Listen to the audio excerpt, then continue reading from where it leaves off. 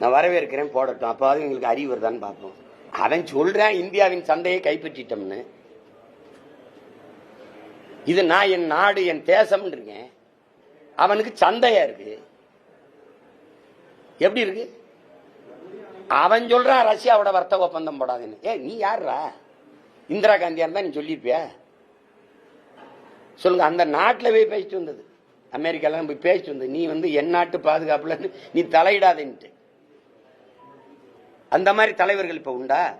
நீ என்னைக்கு தனியார் மயம், தாராள மயம், உலக மயம், பிரைவேட்டைசேஷன், லிபரலைசேஷன், குளோபலைசேஷனை ஏத்துக்கிட்டு கையெழுத்து போட்டியோ அன்னைக்கு முடிஞ்சிட்டது. வேர்ல்டு ட்ரேட் ஆர்கனைசேஷன் அவை உலக வர்த்தக அமைப்பு என்ன சொல்லுதோ அதை நீ கேட்கிற ஆளா ஆயிட்ட.